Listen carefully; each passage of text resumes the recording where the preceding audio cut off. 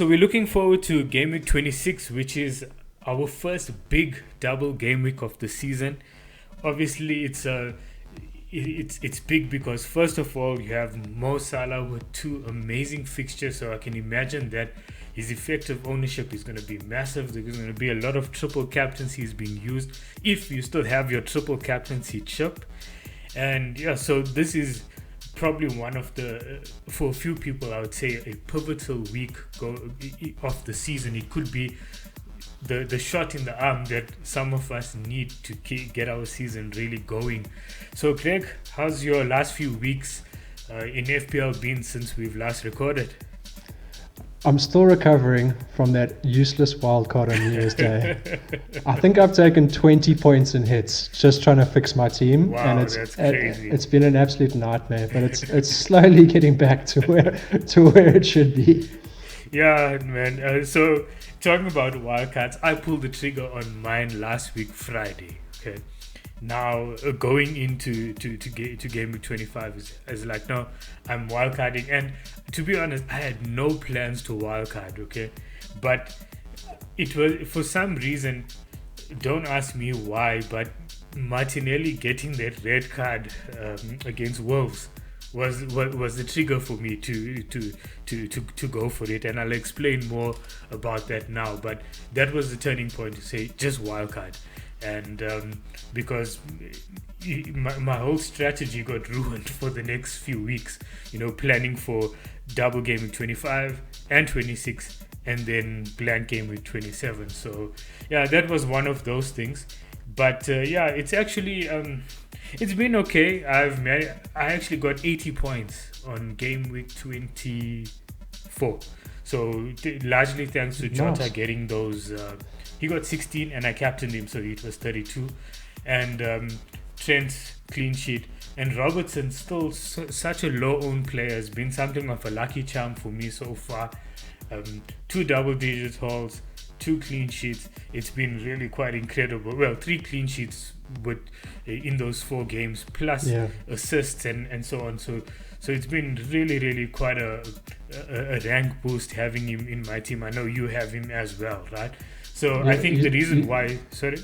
He's been the only shining light in my team at the moment. Yeah, he's basically carrying me through these days, And, well, the only one who actually, when he scores points, it matters, And so, yeah, I think the only reason why he's probably so low-owned is because people are still grappling with the idea of, do I choose... Like, we know Salah and Trent are nailed, but it becomes a straight shootout, do you want Jota, do you want Robertson? And ultimately, obviously, you can't have all 4 of them, so yeah, I suppose that was one of the big calls I made. Was when I wildcarded, I actually just took out the guy who scored me 32 points and brought Salah back in. So that was one of those. But yeah, so I mean, finally I've got out of the 200Ks and into the 100K, so I'm like up to like 169 or something.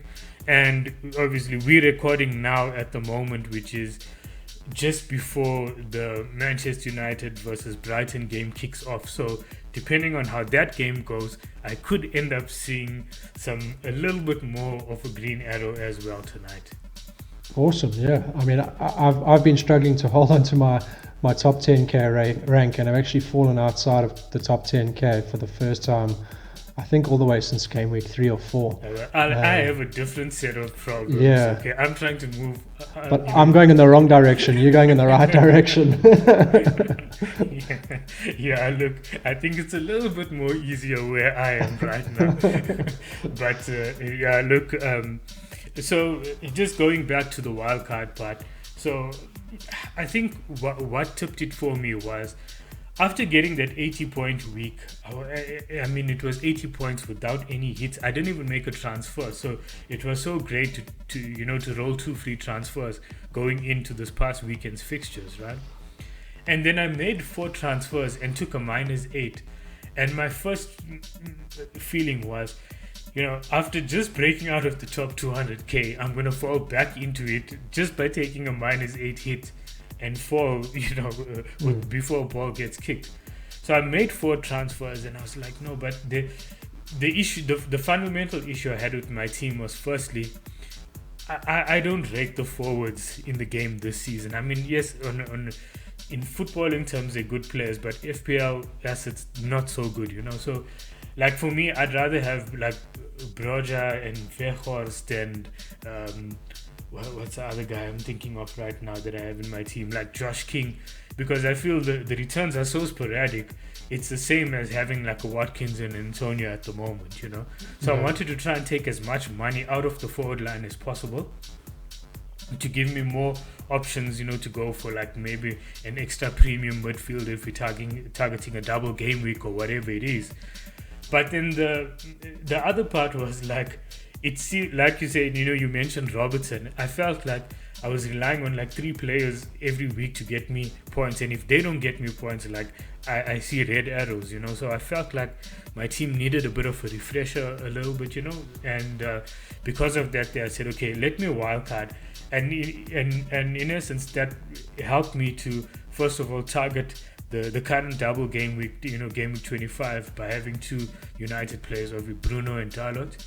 It also provided that Weghorst plays. He's a heavy differential, and really it's all bonus points territory with any Burnley forward, I suppose. But I'll have 8 double game week players for game week 26, and then again, if everything goes well and there's no injuries, I'll have a full playing 11 for the when Liverpool, Chelsea, Arsenal, and Leicester don't play in game week 27.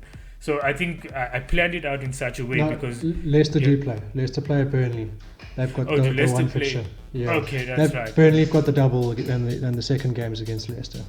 Oh, okay, right. Okay, so actually, I think so. Was that a rearranged fixture then? Because that's the double that's been added for Burnley in 27. So Burnley are the only ones that double. They actually doubled 2 weeks in a row, game week 26 and game week 27. Yeah. Okay, that's awesome. Well, that's new info, so that's a bit of a bonus for me as well with Weghorst in my team. Yeah. But anyway, so yeah, I decided I need to shake up my team a little bit, and that's why I said, okay, let me wildcard, because like you say, when you take all these hits and you realize, within like a space of like 3 or 4 weeks, you can accumulate like 16, 20 point hits. And the way it was panning out, I was probably going to end up doing the same, like 16 to 20 points over 3 or 4 game week period, and it just felt so wasteful. So I said, you know what, let me wildcard, let me set up my team for the next few weeks. Considering that I still have my bench boost plus my 2 free hits, it should sort me out good for the rest of the season. Yeah, I think it's a good strategy, and you bring up an interesting point with the forwards, because I was looking at my forward line going into game week 26, and I've got 2 free transfers for a change after rolling last week, and I basically I'm probably going to look at 2 transfers this week, both of them being forwards, and I think the third transfer the single transfer in game week 27 will also be a forward. So pretty much changing my forward line. And like you said, I really think that Weghorst, Broja, and then for me, I think Jimenez is an interesting option going forward. Yeah, they have good fixtures coming up soon as well. Yeah, pretty decent fixtures, and the big key is, and I think it should be something that everyone's looking at the moment, is if you can avoid a free hit in game week 30, because game week 30 there are going to be a whole stack of blank fixtures. There might be maybe only 3 games, 4 if we're lucky. 1, 2, 3. Yeah, it looks like 3 or 4 games. Yeah, it looks like 3 at the moment, if I remember correctly, because that's FA Cup round 4, right? Yes, so it all depends on the results that come through. But I'm banking on 4 games that are going to happen basically after it all comes through. And if you can avoid using your free hit chip in game week 30, I think it's going to be a real differentiator this season to be able to use that for one of the many double game weeks that are still going to happen later on. If you can use both of your free hits in double game weeks, I think you'll have a huge advantage. And so what I've done is I just did a little bit of planning this afternoon, and I think it's really possible. I think it's possible to get a decent team carrying through, but you've just got to make all your transfers from now onwards with it in mind that you want to have players that are going to be playing in game week 30. And then I promise you that free hit chip is going to get a lot more legs in one of those big double game weeks. Exactly, because I mean we were talking about chip strategy in our last recording, right? And my feeling is the same. Like, none of the big hitters are playing in game week 30. And yes, look, you probably could free hit and get a good boost for that week, but I feel like it might end up being offset or even even overtaken if you might get like the 30-point boost in that specific week, but you might lose out in a double game week where somebody's targeting possibly 11 players, 22 fixtures, with a much better team as well. So, and I think that's where it's like, I'd rather maybe take a -8 to get 3 transfers in or 4 transfers in or whatever, and try and even if I have like 7 or 8 players for that game week, whatever the case may be, and try and eke out as much as possible for game week 30. But I'm also feeling the same way at the moment, unless something drastically goes wrong where I can't do enough transfers to get a decent team for game week 30. I'm probably just going to almost like write that game week off. I think if you can get 9 or 10 players in game week 30, you're doing well. And I think based on the teams that are playing, it's going to be very unlikely that any hits are going to be worthwhile to bring in players for that week.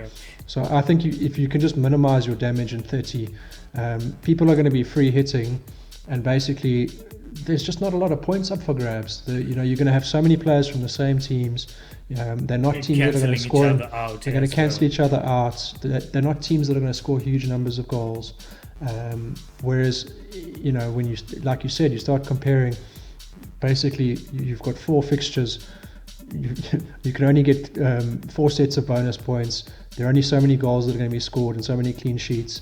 Whereas when you're targeting 22 fixtures with teams like Liverpool and City, or whoever it is that can score huge amounts of goals, I think your upside is just way higher. Yeah, that's right. Yeah, and the question is, though, the one thing that probably most people will be wary of is that the fixtures obviously for game week 30 aren't great, and if you do end up in a situation where you have like 9 players and you don't have a wild card, do you not risk then dead ending your team for the rest of the season? I don't think so, because if I look at my sort of game week 30 plan, it's going to involve having 3 Arsenal players, which I'm very happy to have going forward. And they have amazing fixtures going into the rest of the season. They have great fixtures. I'm going to have 2 Liverpool players on my bench. 3 Liverpool players, because I'm actually at the moment I'm going to have possibly one Liverpool player who means that I play with 1 short, so I have, let's say, 10 players that actually play. But I'm going to have 3 Arsenal, 3 Liverpool. I'm going to have guys like Jimenez, which I'm happy to keep, Brozier, which I'm happy to keep, and Villa playing that week as well. Yeah, looking at having a guy like Maddison, who because Leicester are likely to play. So you've got guys. I mean, if you look at Leicester's fixtures, they've got United away afterwards in 31. Then they've got Crystal Palace, Newcastle, Aston Villa. I mean, very happy to. That's certainly not dead-ending your team with a guy like Maddison in it. Yeah. So that's already like 8 players, 9 players that you're super happy to keep going forward. Yeah. So I think if you do it that way, it doesn't look like such a dead-end sort of strategy to me. I think you certainly will end up playing with 9 or 10 in game week 30, but just going forward, I think you're going to be fine. And I suppose we spoke about taking hits. The alternative isn't, even if you do end up with a not so desirable team and you've already wild carded, there's nothing a -8 can't fix. I mean, 3 transfers and you're sort of good to go again, provided that you don't snowball into more and more hits for the rest of the weeks. Yeah, I think you can do it in a way that you're not going to even need to do big hits as long as you plan. I think from now and get your sort of plan together of how you want your team to look, and really look for game week 30, 31, and what's my team going to end up as, then I think you'll be fine. Yeah, that was effectively my kind of plan as well, is to say, like, okay, get to game week 27, because that's when just plan my wildcard out for the next 3 weeks, and then thereafter, first of all, I definitely am going to roll my transfer from Gameweek 25 into 26, because that's why I plan my wildcard that way. But then I'm going to have 2 free transfers going into Gameweek 27, and that's when I can start slowly, getting 1 or 2 players in. The idea is to just use my free transfers as far as possible over the next few weeks. Even if I have to take a hit here and there, that's fine, just to be able to have enough players for Gameweek 30. And that was kind of like my thinking along the way, because I also kind of I'm hoping to just keep my 2 free hits and my bench boost right. So, even if I take it right down to the wire in the last 5 game weeks, it's okay, Yeah, I can really see myself using that bench boost in the last week of the season. I think with the free hits, I think it could come down to some big free hit plays earlier on, and then if there is an opportunity to bench boost in another double game week, that's great. Well, game week 36 is I think is going to be a massive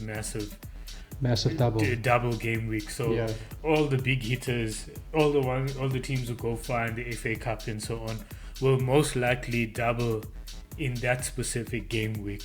So I think the big hitters, they're all going to be in there. That's the one that I'm really looking at playing the bench boost over there. If I can target effectively having 25 fixtures, is it? Am I right? 25 fixtures? Yeah. Well, you could have 26 fixtures. 30. Could be 30 if you get your entire squad and you bench boost. Sorry, I completely malfunctioned over there. That's correct. Yes, I'm thinking 15 players. Correct. Yeah, 15 players, each double. Yeah, that's 30 players, and that's effectively what I'm thinking, is that I'm keeping my bench boost as far as possible in my pocket at the moment. It's so tempting because I wildcarded and I have this amazing team. I have a benching headache going into the double game week. So that's a good place to be. Yeah. And I think the obvious strategy as well is obviously, coming up now with game week 26. I haven't seen expected goals number as high as Liverpool's in my model's history. So I think Salah triple captain has to be the way to go. Yeah, definitely. Look, if I hadn't triple captained in game week 8, I wouldn't have even thought twice. I wouldn't have even blinked. I would have said activated triple captaincy and just left my team alone for the rest of the week, But no, unfortunately, I don't have that. But I suppose, well, at least I'm 13 points up already. So from my triple captaincy chip. So if I lose a little bit, it's okay, Yeah. But talking about triple captaincy now, let's talk about the dream team over here, right? So obviously we've discussed this before we started recording. So I see that you've chosen Ramsdale as the keeper, which makes sense going into the double game week. And so I'm just going to go through the whole team, and then we can just talk about them a bit more, right? Sure. So it's Ramsdale as a goalkeeper. And just by the way, every single one of the players in the dream team all features as part of the double game week. And then there's the defense, 3-player defense with Trent, Gabriel, and Saiz. And then so it's a 3-5-2 and then Son, Zaha, Jota, Salah, and Saka. And then the forwards are Kane and King, with a bench of Semedo, Jimenez, me, and Pope. Now, looking at this team over here, it's the obvious ones, yes, Salah, captain, okay? But we also now, we've done a points projection for this team. And what's the total there? What was the total that you had there, Craig? Oh, I don't know. I didn't actually total it up in the end. Okay. Yeah. So we'll have to work that out afterwards and post it on Twitter. Yeah, we'll post it up. Yeah, right. But it's just to give people an idea, right? So Salah's what you call expected points, right, is 29.4. So effectively 29 points for the game week, which is just quite incredible. Is that including captaincy or excluding captaincy? Yeah, that's doubled for captaincy. Obviously, Okay, you could triple it if you're looking to use your triple captainship. So with the triple captaincy, we're looking at somewhere close to 45 points, which is quite massive. Okay. Yeah, it's huge. And then the next highest player is Trent with 12 points. And then the interesting one is Ramsdale, who comes up at 9.5, so effectively 10 points. So those are the three highest ones. So so some interesting picks over there. And my team is a little bit different, I suppose. Like I said, I decided to go for a much cheaper forward line and really trim down my and then and decide to put that money into my midfield. And obviously I have a very premium defense at the moment still, but I suppose this is a great team for anybody who is considering maybe free hitting for the Gameweek 26. It's actually it's quite a brilliant team.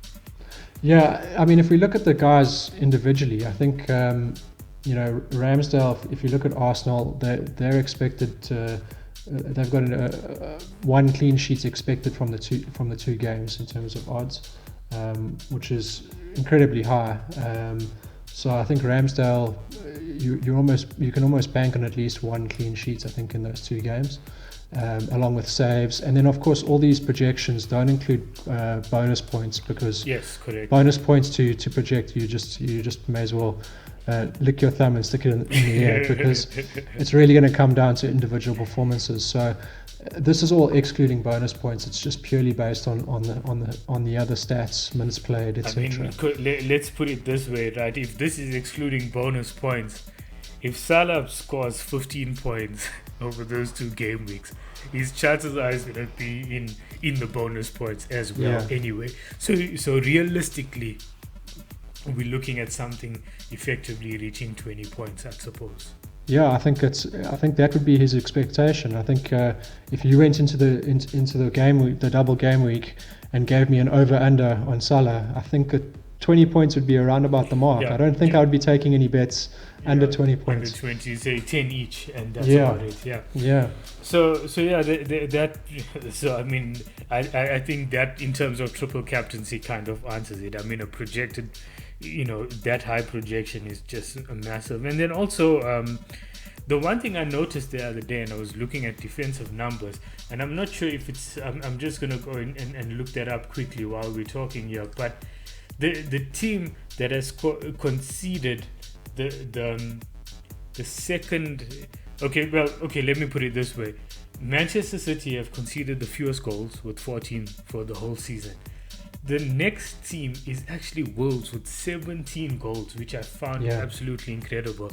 Like, yes, they may not keep as many clean sheets because they tend to concede maybe like 1-1-1, kind of thing. But it's actually quite incredible. I never I never expected that, to be fair. And then it's Chelsea with 18 and Liverpool with 19.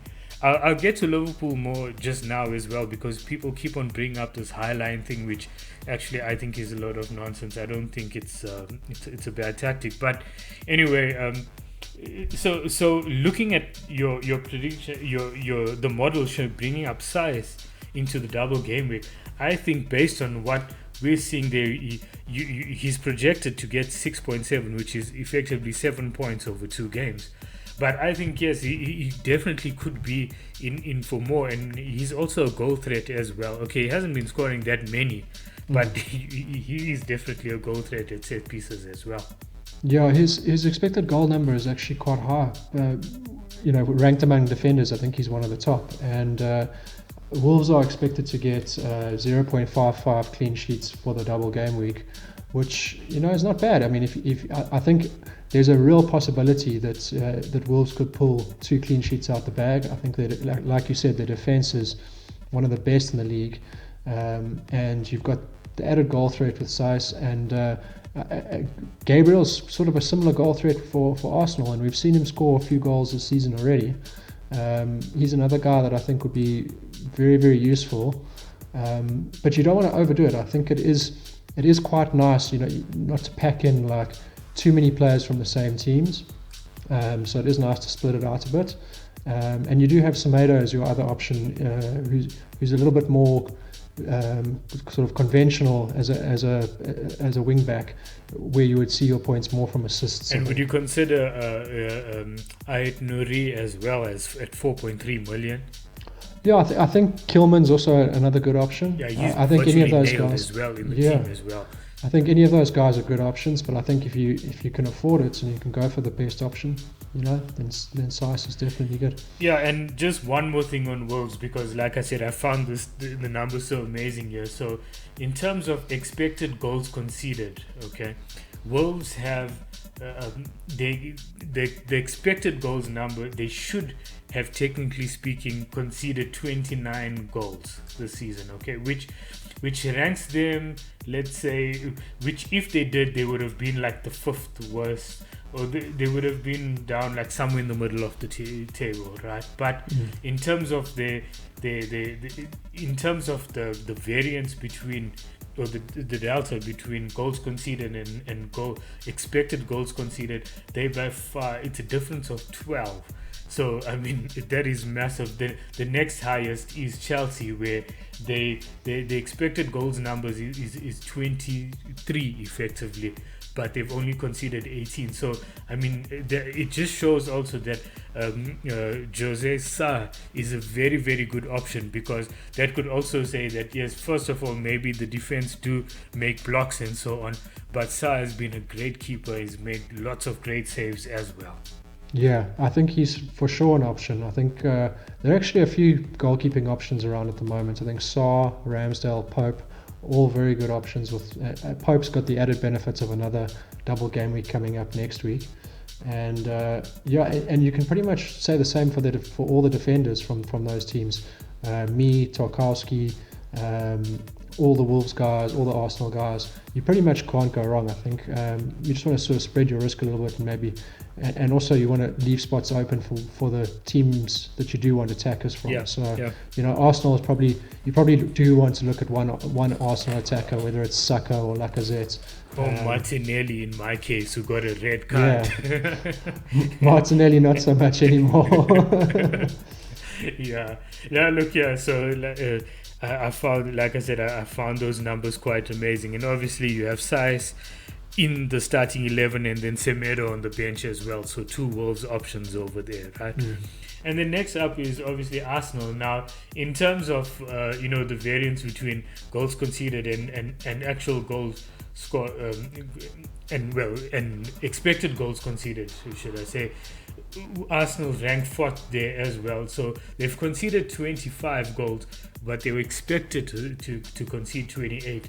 So it also shows as well that, first of all, I mean, they've been fairly good defensively. I think, shame poor Arsenal, we like to make fun of them or whatever, but they apart from 1 or 2 games where they conceded heavily early in the season, since then, they concede maybe the one. If you take that into account, you take the beginning of the season into account, they've actually been extremely good since then. So I mean, they conceded 5 goals in 1 game, I think, against City, right? So I mean, if you look at you take that out, then it's down to 20, which kind of it shows that those games were like outliers in essence, Yeah, I think they had a shaky start, and I think their defense has certainly looked much, much stronger more recently. And I've had Tierney on my side for a while now, and he's also been great. In between Tierney and Robertson, I think that's pretty much where all my points have come from in the last 3 or 4 weeks.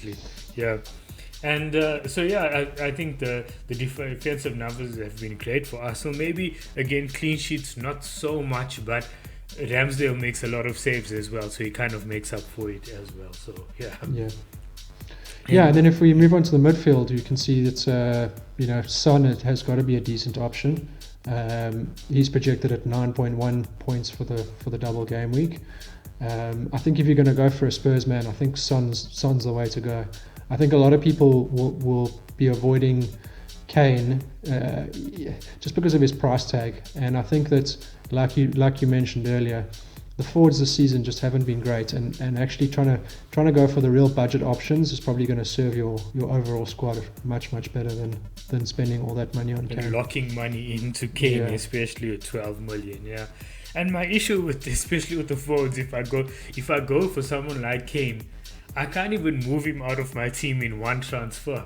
I have to go do 2 transfers, to kind of move him and then take the money and put it into midfield as well. So I think even the team structure thing was also a big thing for me when wildcarding, because I don't want to be in a situation, especially when I'm planning my transfers over the next few weeks, to have to be like, okay, I must move this player out to get this player in type of thing. I want to be able to move from one player to other very easily. And that's why I decided, okay, just take money out the forward line, Now, the one player you've mentioned here is Zaha. Man, he's trolled me since the beginning of time in FPL, okay? So I just hard avoid him. But 7 points is not a bad projection, I suppose. Look, I mean, they've got a double game week. Again, I think Gallagher would have been a fantastic option if he wasn't unable to play against his parent club, against Chelsea. And the Chelsea game, we're not really expecting much from, but those points, they do sort of add up. And Zaha being on penalties is obviously a big plus as well. If they manage to somehow sneak a penalty against Chelsea, then that's just a huge bonus. So I think in terms of the projections for all the players, I think Zaha's very, very good option. Obviously doesn't come close to your Liverpool duo, and I think Jota's points at 9.6 have a large portion of rotation assigned to it. So he's sense, got about 30% chance of not playing one of the games, or not playing each game basically. So that has to be taken into account, because now that they've got Mane, Diaz, Jota, Jota will probably Salah, play the first leg against Inter tomorrow night, and then maybe the weekend, and then get rested on midweek. Yeah, it's a real possibility. So I think that it's certainly possible that he plays both, but I think if he does, his minutes will also be limited.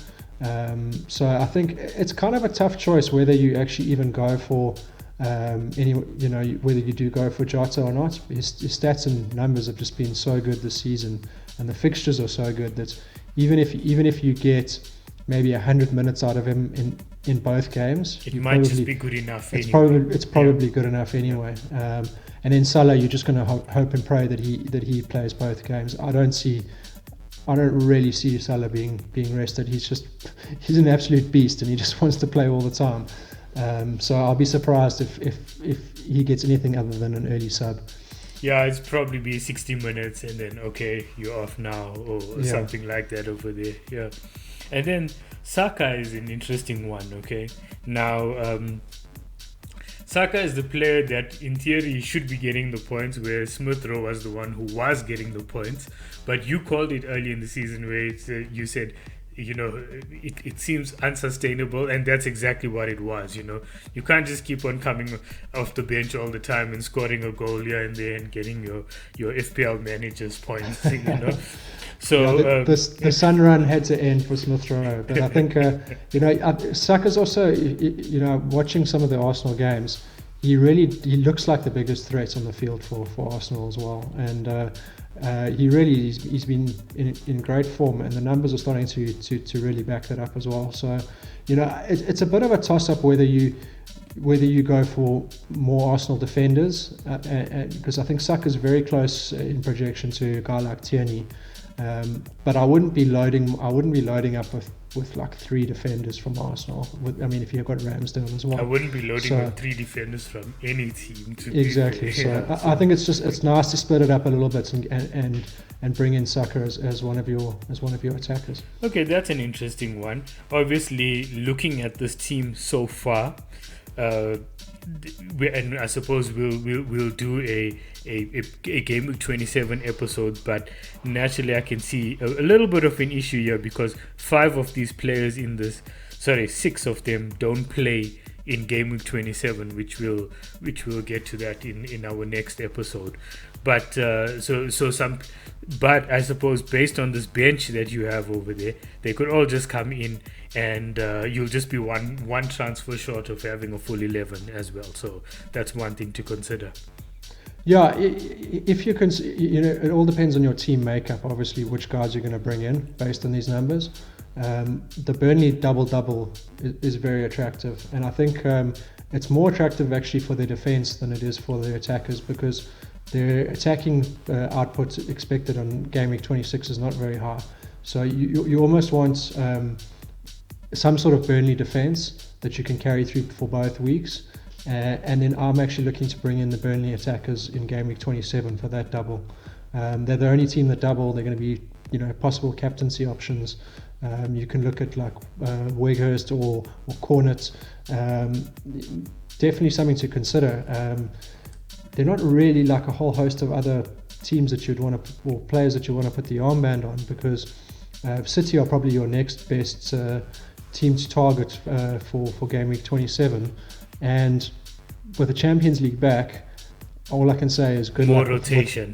Good luck with the rotation and trying to find who's actually going to play. It's going to be very difficult, and I think City are going to be, I think, a harder void with the Champions League coming back. Yeah, unless it's Cancelo, which again, he got arrested on the weekend. So yeah, Edison, I suppose. Yeah. If you're really looking to go that way, but there's so much value in goalkeepers anyway at the moment that it feels excessive to waste money on a goalkeeper as expensive as Edison. Well, I think I'd still rather go Pope if I was looking for a captain for game week 27. Yeah, sure, definitely. And then now let's get to the forward. So you mentioned him, Kane, at 6.8 projected points, so effectively 7 points. Yeah, so his numbers aren't great, or haven't been great this season. But again, with the double game week, a large portion of that's going to be playing 60 minutes, and then you're just hoping for sort of some sort of return in one of the games.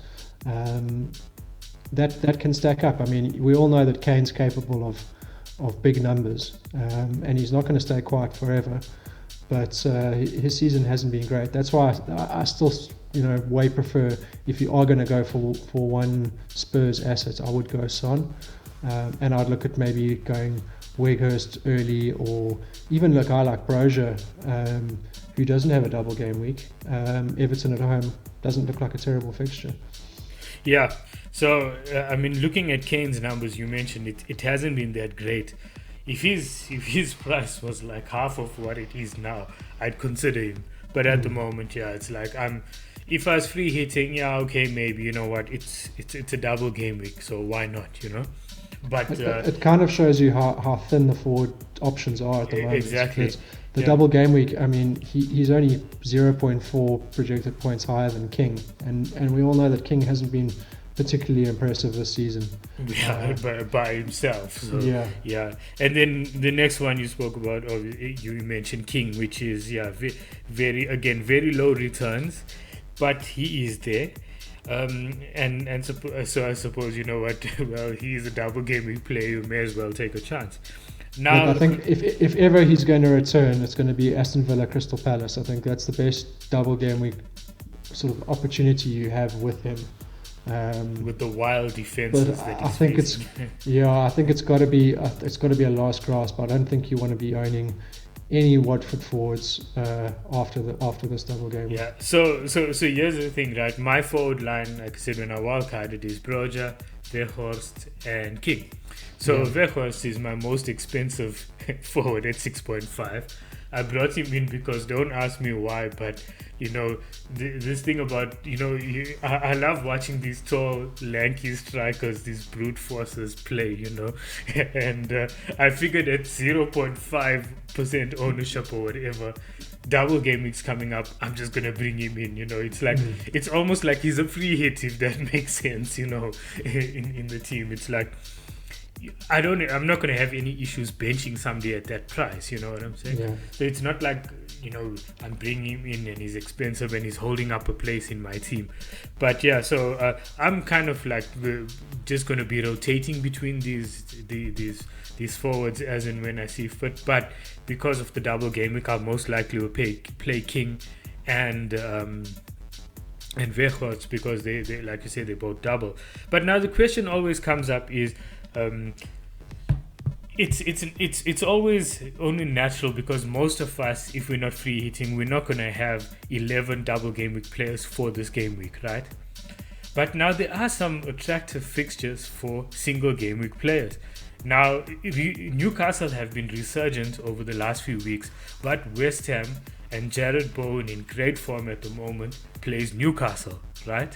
Yeah. So that's one to consider. And then Bruno likes scoring against Leeds. So he's another option.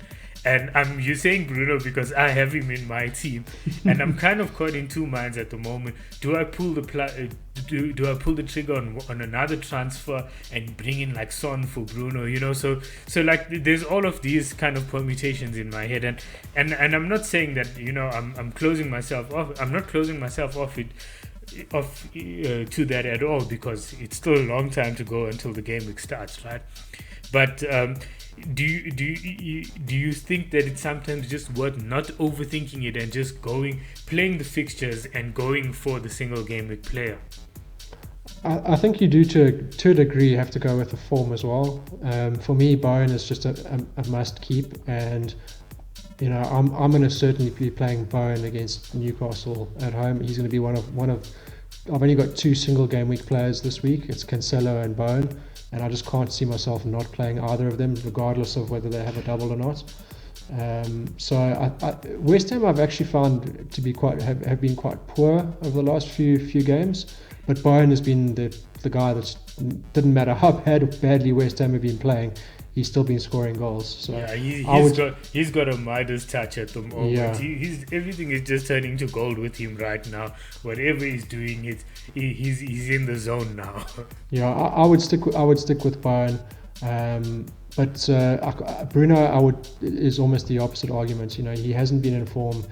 I don't feel like he's been a fantastic asset this season, and without a double, I wouldn't be backing Bruno. I would actually far prefer to have Rafinha, who does have a double. A guy like Rafinha is also another great option. Funny enough, like yeah. I brought back in Rafinha as part of my wildcard team, and then he got subbed at halftime. Yeah. So and then Weghorst went off injured. So now I'm sitting with the situation here as well, where it kind of might be taken out of my hands anyway, you know. Yeah, it's all going to be injury dependent, I think, right up to the deadline, and we'll see which guys are fit, which guys make sense. But you've got all the options there, and I think maybe Raul Jimenez is the other one that you can also consider if for the double game week. Yeah, for the double. And his fixtures aren't going to be terrible going forward. You're not going to get huge outputs, but he's the kind of guy that if you've got he's not too expensive when it starts hurting. But a guy like Antonio has been sitting in my team for way too long. And I would far rather have Jimenez than Antonio, for instance. Yeah, definitely. I think especially now with the way the fixtures are falling as well, I think Wolves look better at the moment as well. Yeah. Well, I mean in terms of fixtures, of course. And look. I mean, when, like you say, you know, if I have to toss up between Bowen and King, even with King with double game week, I'm still going Bowen anyway. I think that's about it, you know. Yeah. And and then just to remind people about the bench again. So Semedo, Jimenez, me, and Pope. So I suppose 2 Wolves, 2 Burnley makes sense. And so look, this looks like an amazing team. Even if I was free hitting, I'd probably make 1 or 2 more changes, but it's really quite it looks like if anybody's free hitting, I'd say, yeah, you know what, here's it. And also there's some good differentials in there as well. Yeah, I think it's a nice balance in terms of you do have a nice spread of guys with, and like you said, they all have double game week fixtures. I don't think you can go too wrong. These are guys that have pretty much been getting points like week in, week out, and with the double game week fixtures, you're just expecting huge numbers. I think it's safe to say that we're going to see quite a few teams with 100+ points this week.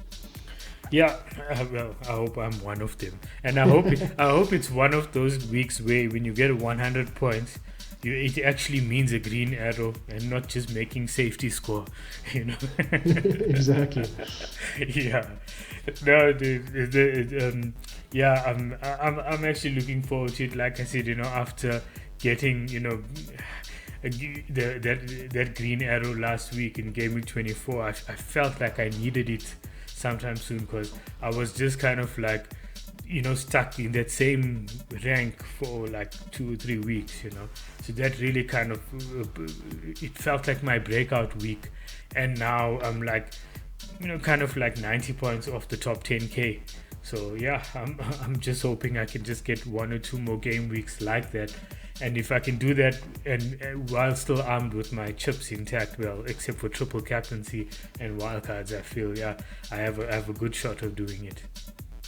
Yeah, I think it's. I mean, it sounds good, and I think the next few weeks are really going to be key for this whole season. Yeah, So you can target like top 100. You know, your target's a little bit different. at the moment, I'll just be happy to finish the season in the top 10k, and I'll always look back and go, don't use your wild card on New Year's Day. Yeah, wrong timing. Very bad timing. Especially, you know, yeah, you know, the festive season. Yeah, I know where you're going with this. All right. All the best, everybody, and we'll catch up with on the next episode, which it will be planning for the Game Week 27, which obviously Liverpool, Chelsea, and Arsenal don't play in. Obviously, a lot of us are going to have Liverpool and Arsenal players. Some of us will have, you know, 5 or 6. Most of us will have about 4. So, yeah, we definitely need to make sure that you have a good bench going into Game Week 27. So, yeah, the next episode we'll be discussing how we're going to plan for that. So, yeah, all the best for Game Week 26. Good luck, everyone, and to more points. Cheers, Greg. Cheers, Clyde. Thanks so much.